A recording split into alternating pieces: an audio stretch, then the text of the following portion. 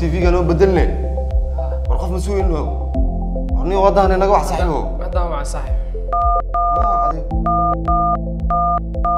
حكوا يدينا إنه لو ذاك تعال لك أقرأيس أيضا إنترنت الدجل اللي تكون صاحبه والله وحكي على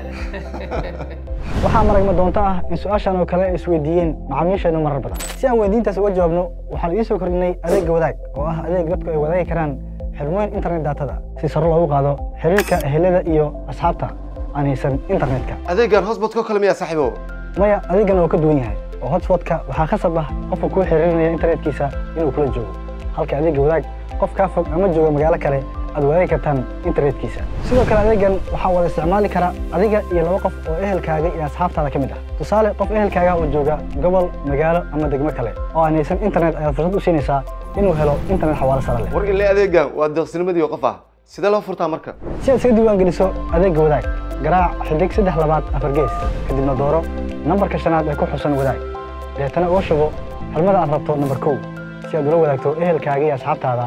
kadibna taabo lambar 2 oo ku darso qofka aad rabto inuu internetka kula wadaago ama wax wada wadaago